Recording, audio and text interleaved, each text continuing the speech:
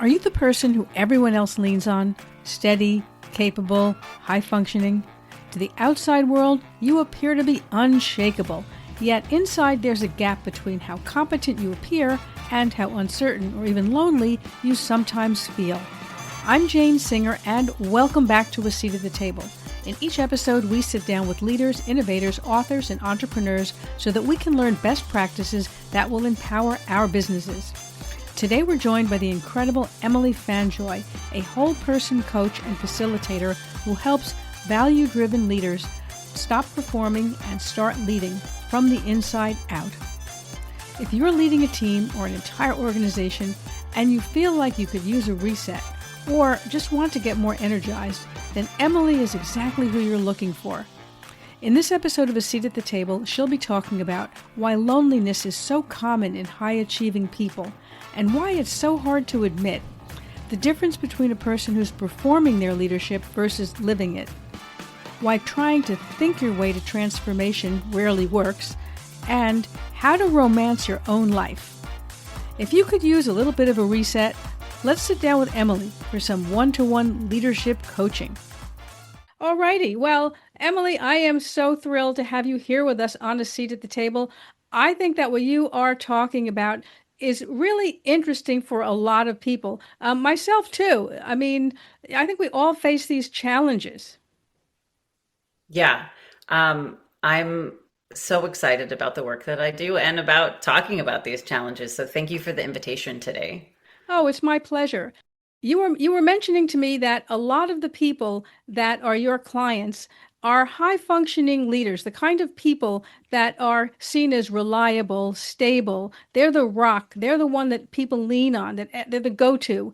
And yet underneath it all, a lot of those people face uncertainty. They question themselves. They feel a little bit lonely. And many of them have trouble actually even admitting that and trying to deal with that. Um, what do you see around that? Can you tell me a little bit about that? Yeah, I have a lot of thoughts about where this comes from. I think so much of it is based on this idea that we're all taught that our self-worth is determined by our productivity Yes. and by how much we're accomplishing in the workplace and how much of those accomplishments can make it onto our CV or our resume when that's just a fraction of our lived experience. And there comes a point for people, and it's at various stages, ages, points in a career, that working solely on these markers for a CV, these markers for a resume, and being competent and reliable to other people is no longer tenable because there is this quiet shriveling inside. There is this sense of burnout. And burnout's become kind of a catchphrase, but for those who maybe haven't experienced it or gotten there, is very akin to depression. In a lot of ways, it's like everything becomes phenomenally difficult. Your energy is tanked and you don't know how to recoup it. I once heard a speaker, Laura Vandernoot-Lipsky from the Trauma Stewardship Center, talk about this sense of feeling tired in your bones. Yes. And that's what I see people coming to, this realization that the way that they've been doing things worked to get them far, but it's not going to work to get them to a place of satisfaction or to a sense of joy or to a sense of really even getting to recognize themselves for the accomplishments that they have achieved. That's so true. And I think that myself and a lot of people listening to this are probably really relating to what you're saying, because so many people listening to this are senior leaders in their organizations or perhaps within their home, right? They're the one who everybody is relying on for everything. And you're right. You get to a certain point where you don't even, you're tired. You're asking yourself, why am I tired, right? And yet you're right. You feel it in your bones. Yeah. Yeah. And so when I work in coaching, right, because I offer coaching and facilitation, I work with individual leaders and I also work with leadership teams and groups. But specifically in coaching, that's a moment to really slow down with folks and to address what has been ignored, what's been left out. How do we give it space and a voice and move forward, kind of integrating this missing piece into our professional life and our personal life, because I really focus on this sense that, we've also been sold this sort of white man 1950s myth that you have a personal self that's your home self that wears a t-shirt and jeans, and then there's a professional self with the button-down shirt and the tie, and those two aren't the same people. But the truth is, it's the same nervous system running in the personal and professional sphere. And so in the coaching work that I do with folks, it's focusing on that nervous system and how do we attune it to support you in living the life you want to impact positively both your personal life and your professional life. This is where I come up with the term whole person coaching. I'm not going to only talk about business. I'm also going to talk about what are your personal goals? How do you integrate those things? So folks that come to me have this sense that something is awry, something is missing, something is not going to work to get them from where they are right now to where they want to go. And usually that starts with talking about, okay, what is a snapshot of their life across these different 8 domains, and how can we use that information to look at where do they want to go and then create markers for them to get there. That's so interesting. So you're really taking a very, 360-degree approach to solving some of the underlying, you might call structural issues that are holding people back. And maybe there's things that they need to tweak in their personal life that would help them in their business life, or vice versa. Yeah, yeah. And a great example of this is I had a client for a 6-month engagement recently. They came to me wanting to work on their leadership style. They became a deputy director. They were still seeing themselves as a young professional starting out in the field, but they had this deputy director position and suddenly 10 years behind them of professional work.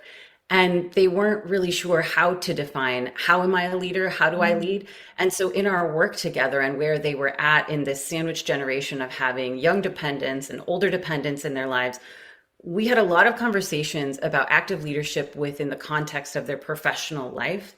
And we talked about how do you pivot and use these same approaches to management and compassion that you use in your professional life, in your personal life?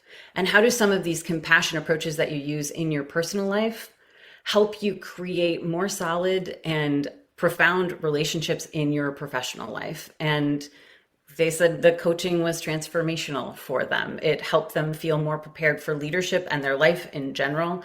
And they are a person who is just working so furiously to scrape out the amount of time they needed to show up at these calls and to do the work, but then stopping and pausing and strategizing and leaving the calls and acting on the strategy propelled them into this embodied leadership position that has shifted how they get to experience these different domains of their life. I think that's so important. And I think that oftentimes we get a lot of advice, whether it be through coaching or through books or, video courses or whatever. But having somebody help you to understand how to apply that to your specific situation is really golden. That's really, where you can go from understanding the concept to actually being able to apply it, integrate it into your life so that you actually get that transformation. Absolutely. And the accountability between sessions, the ability to have contact and have support as you're moving through real life experiences. That's how they work on rewiring their nervous systems, because they have support to manage discomfort and challenge in the moment. And then these spacious calls, twice a month to really deeply dive in and check in with, okay, how did this go? How would I do these things differently? What's still a challenge here for me now that I've tried this? And it's a really exciting process for individuals. And it's exciting for me as the witness, as the questioner, as the coach in those moments. Yeah, I'm sure watching someone be able to make that transformation, to be able to go from where they were sort of to where they had wanted to be, has got to be very exciting and very rewarding. Now, you talk about, or you use a phrase called leading from the inside out. Can you explain that to me? Yes, I work on somatic practices and work on, as I talk about on my website, connecting the head and the heart, Mm, connecting the brain and the body. Western culture in general really prizes logic yes. and like brain operational rationale that has cut us off from accessing the rest of our bodies, what is below our necks. And our bodies have intelligence in them too. If they didn't, our nervous systems wouldn't work the way that they do, right? That's why people can talk about having, a gut sense, or they can talk about their chest getting tight or their throat tightening up. Your body's giving you information when you feel those kinds of sensations.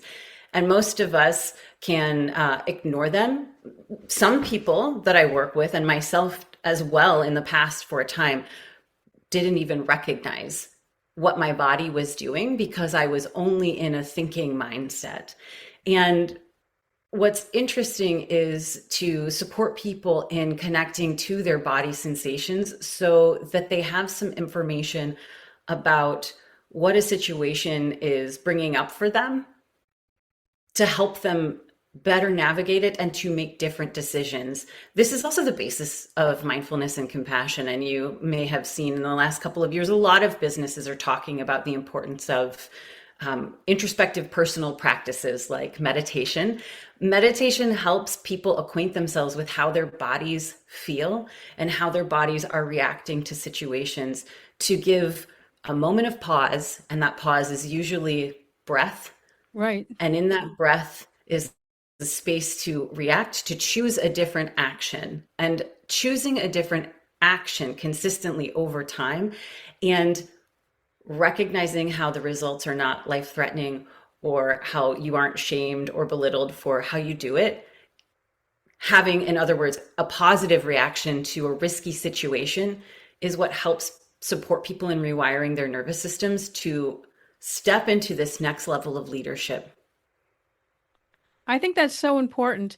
And I think you're right. I think that some of the more forward-thinking organizations are certainly understanding that, as you pointed out earlier, yes, of course, productivity is very, very important. But at the same time, you have to also train leadership to be able to take a pause every now and again, be able to just calm down for a second before making decisions. You can prevent a lot of unfortunate poor judgments if you're just able to master that bit. So I think you're right. This is becoming more top of mind in organizations right now. Not everyone, but obviously it's being talked about a lot more.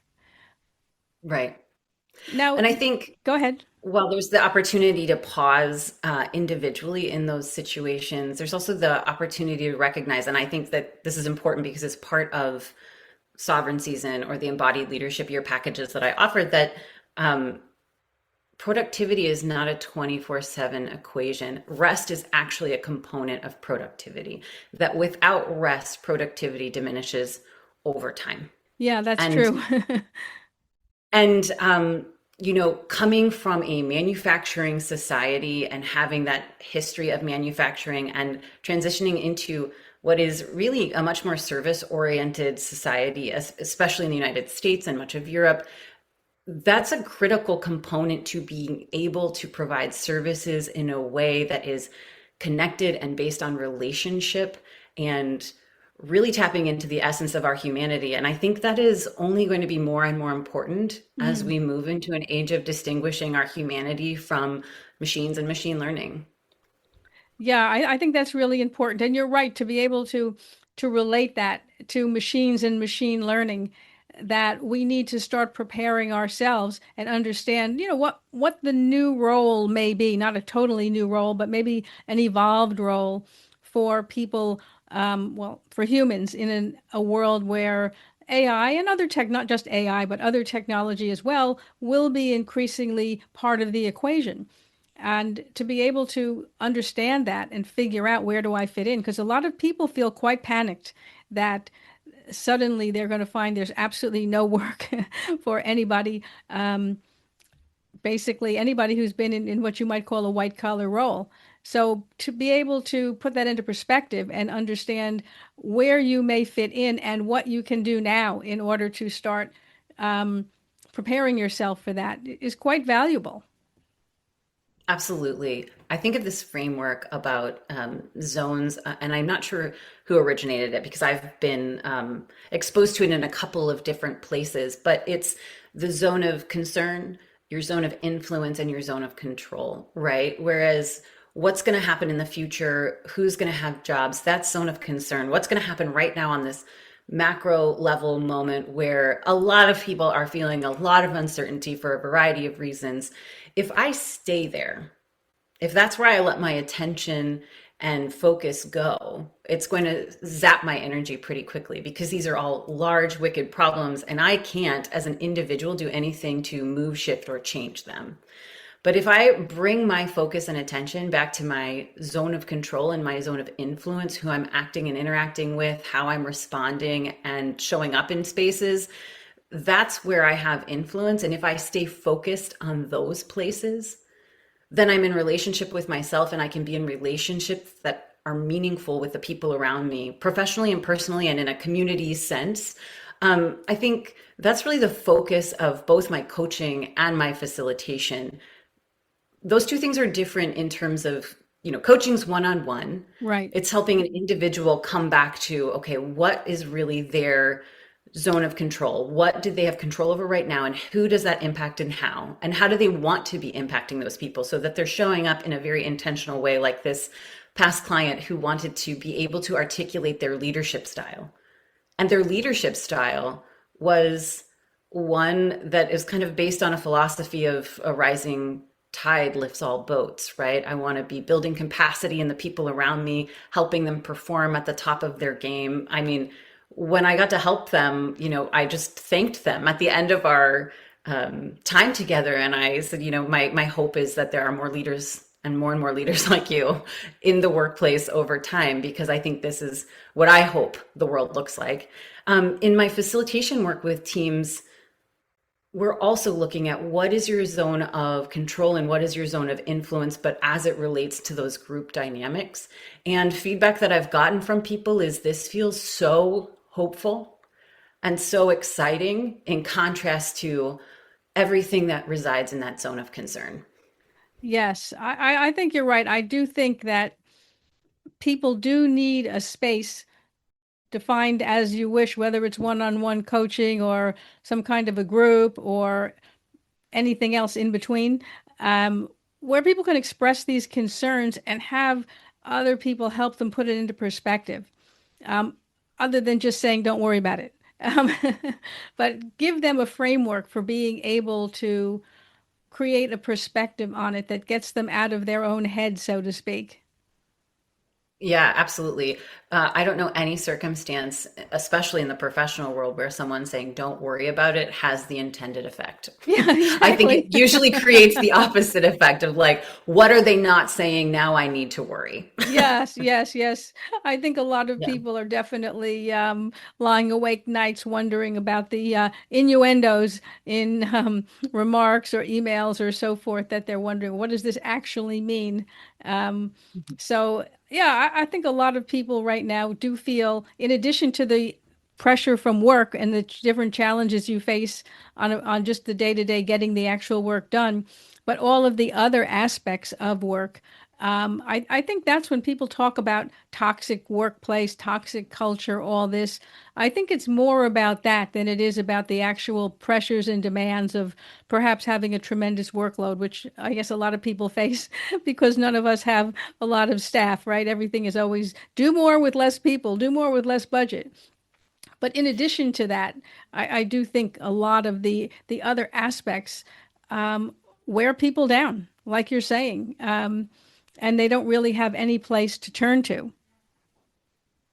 Yeah, I agree. And prior to going into coaching and facilitation, I did a lot of consulting work with organizations and teams on creating cultures for collaboration, right? This idea of psychological safety is so critical to creating resilient, flexible, innovative workspaces. And it requires leadership, like the previous client example that I gave. leaders who are willing to check in with their employees. This leader, for example, was really crunched because their funding had been cut. They had lost an employee. They had lost funding to rehire for the employee that left. So it was the exact situation you're talking about. Do more with less. But that becomes a tenable situation when there's psychological safety, which is someone checking in on you, helping guide you through projects. If you know, as the person that's new to the game, that you can trust a supervisor or another teammate to help show you the ropes and increase your capacity and your competency in as you're growing as a professional, it can make these tense situations almost exciting. They can be really fascinating, really positive learning experiences. And yes, they are stressful. It's not ideal. And it's a phase that every organization, business, company goes through, as there is the economic ebb and flow of always. There are boom years and bust years, right? Yeah, absolutely. And I think that right now we're in a time when almost every business is facing a tremendous amount of pressure and uncertainty, and therefore it's easy for things to go off the rails. So to be able to create these kind of safety nets, so to speak, that's not probably not the right term, but for yourself and for people in your organization, can really be the difference between succeeding or failing when you're in these kind of, tense periods that we seem to be in now for, I don't know how many years, but every year we say it can't get crazier. And then, the next year is like, nope, actually it can. So you're dealing with people under a lot of pressure. And like you said, at a certain point, it just starts to wear you down. We're going to take a quick break now, and then we'll be right back. We were hiring when we were making 50 to 100K monthly losses. And why? Welcome to episode 1. I can't think of a single founder who's been around for a decent amount of time in business who hasn't had their tunnel of year. This was that year. We're going to be okay, yeah, Sherry. Some are going to hear this and think, you TDP. But hear me out. You only have to do the math to understand that very soon we were $500,000 down. Yes. And I think this is where, in terms of the coaching offer, as a leader, I can't offer someone else something I don't have. Right. It's the oxygen mask theory over and over again, right? If I It's an don't interesting have frame. capacity, I like that. yeah, if I don't have capacity, I can't give it to my direct reports or subordinates or, anyone in the organization or even my fellow leaders. And I can become part of what's challenging in the workforce, right? But creating more both internal self-awareness about how I act and react, as well as external self-awareness, how I come across to my direct reports, to my subordinates, to my leadership colleagues, can make me a very powerful component to a team, to a business or organization. Because with that, I have better resources to take care of myself, and I can offer those to other people because I'm using them. And so the coaching is really walk your walk. And the facilitation work that I do with organizations and teams are about how to come together and collaborate in an effective and efficient and timely way. Because as you said, there's that demand to do more with less. And even when we got to do less with more, human collaboration is a very sticky, tricky place. And so facilitators can be a catalyst for timeliness, creativity, maintaining energy and managing the energy in the room, and really supporting a group and getting from, we all kind of like being here and we're all here because we're experts in this thing, to we've got a mission, we've got a map, and we've got markers along the way to know if we're off course or on course, and it works. The team arrives at the point that they intended. And that's where you build better morale, because you've had successful experiences, and where even though things are challenging, people are experiencing a sense of agency and a sense of success. And those things still matter. Yes, absolutely. Very important. They might matter more now. Yeah. Yeah, I think you're right about that. Mhm. Another thing that you mentioned that was very interesting is that a lot of people try to think their way to transformation. And I thought that was a really very interesting point. Can you tell us a little bit about that? Yes, totally. This goes back to the head and the heart equation, right? So, what information is the body trying to give me? And I have a concrete work example again with another client that I worked with last year. This is a business owner working on stepping into individual ownership of the business after having collaboratively run the business with a partner for many years. And they were experiencing a degree of uncertainty in themselves. And the first 6 months of the 12-month leadership year partnership that we worked together, they routinely ignored their gut feeling. And this client specifically said, it's this feeling in my stomach. It's a pit in my stomach. Some people feel it in their chest. Some people feel it in their throat. This person said, I feel it in my stomach. They routinely went against their gut feeling, and it created chaos every single time. Mm. It did not create the space for transformation. It created more challenge and more problem.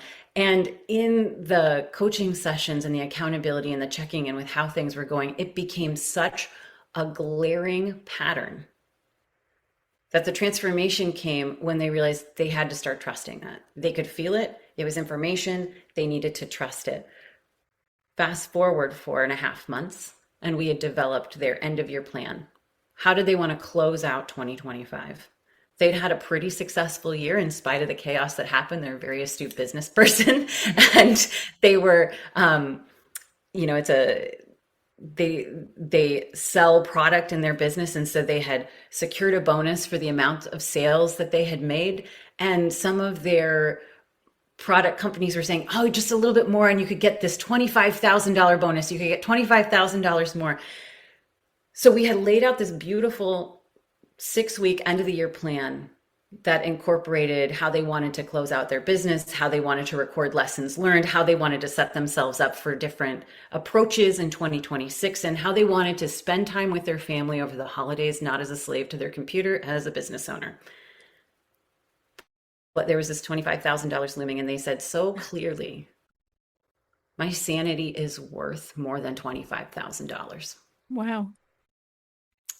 And so I said, that's so clear. I just want to repeat that back to you. Right.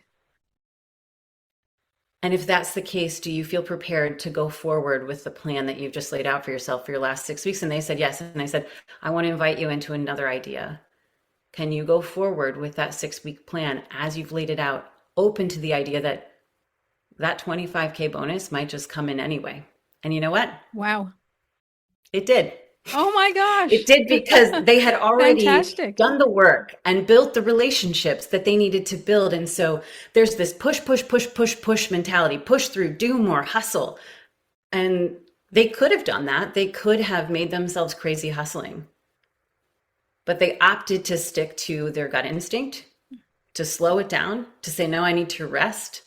Part of their story is they'd had a chronic injury earlier in that year, the year before, and they were still kind of dedicated to this idea of healing in a way that not all leaders get to focus on if their bodies are still great and functioning well.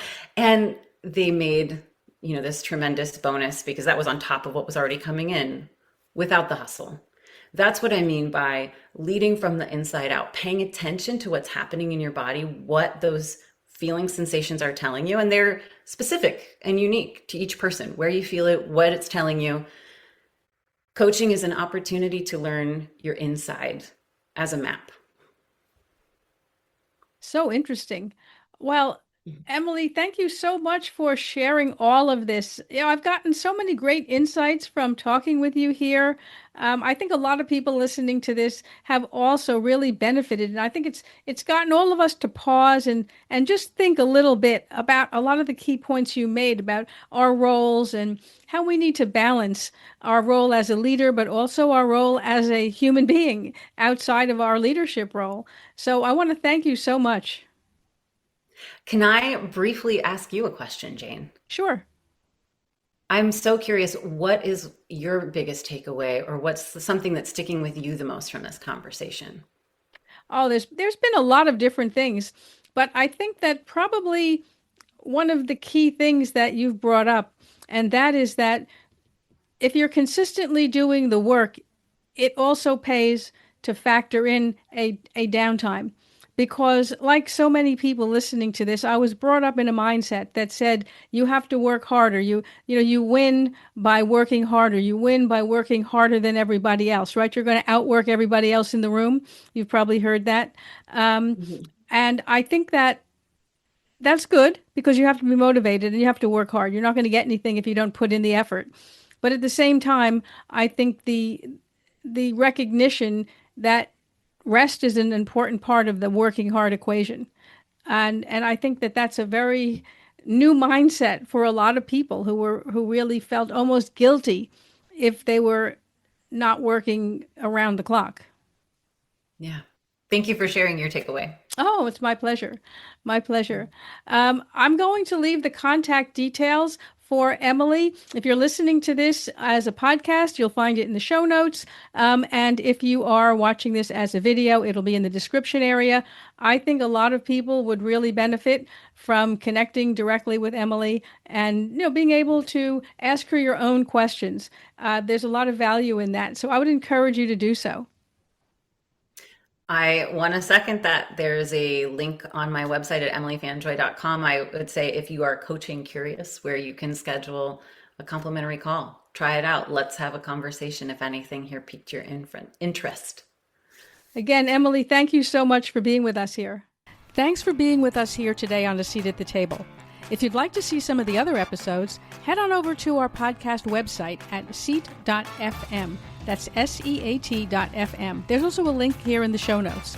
And if you're thinking that you'd like to be a guest on the show, you'll find information on how to apply there as well. Thanks again for joining us. I'm Jane Singer, and I will see you in the next episode.